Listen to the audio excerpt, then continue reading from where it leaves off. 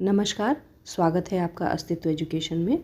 उत्तर प्रदेश लोक सेवा आयोग द्वारा अभी जल्द ही यूपीपीसीएस प्री की परीक्षा संपन्न हुई है और इसके बाद आरओ एआरओ की परीक्षा होनी है, जिसका नोटिफिकेशन शीघ्र ही आने वाला है।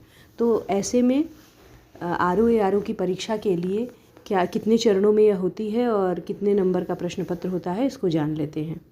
आरओ एआरओ की परीक्षा 2 चरणों में होती है, प्रारंभिक और मुख्य परीक्षा।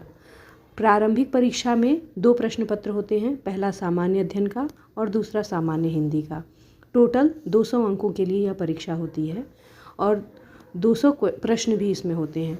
तो सामान्य अध्ययन के 140 प्रश्न होते हैं, जिनके लिए 140 अंक निर्धारित हैं और 2 घंटे का समय दिया जाता है। एक प्रश्न के लिए 1 अंक मिलते हैं।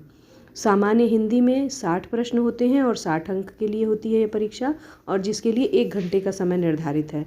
तो इस तरह 200 प्रश्न हुए, 200 अंक हुए और 3 घंटे का समय हुआ। ध्यान रहे कि इसमें माइनस मार्किंग होती है। एक प्रश्न गलत होने पर 0.33 यानी कि 1/3 ऋणात्मक अंक मिलते हैं। तो इस तरह अगर हमारे 3 प्रश्न गलत हो गए तो हमारा सही 1 अंक काट लिया जाता है। तो बहुत ही ध्यान से इस परीक्षा को देना चाहिए। जो भी परीक्षार्थी प्रारंभिक परीक्षा उत्तीर्ण करते हैं वे मुख्य परीक्षा में सम्मिलित होते हैं, और मुख्य परीक्षा में 3 प्रश्न पत्र होते हैं, पहला सामान्य अध्ययन का, दूसरा सामान्य हिंदी एवं आलेखन का, तीसरा हिंदी निबंध का।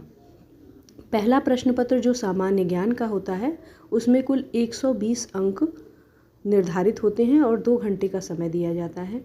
दूसरा प्रश्न पत्र सामान्य हिंदी एवं आलेखन का होता है, जिसमें कुल 60 अंक मिलते हैं और 3 घंटे का समय निर्धारित है।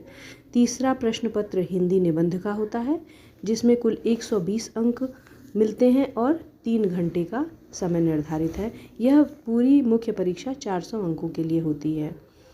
मेंस परीक्षा जो होती है वो बहुविकल्पीय और वर्णात्मक यानी कि ऑब्जेक्टिव और डिस्क्रिप्टिव दोनों प्रकार की होती है। मेंस का जो फर्स्ट पेपर होता है वो 2 घंटे का होता है, और जबकि बाकी के 2 पेपर 3-3 घंटे के होते हैं। तो अब जल्द ही इस परीक्षा का नोटिफिकेशन आने वाला है, तो ऐसे में जल्दी ही इसकी तैयारी में आप सब लग जाएं। धन्यवाद।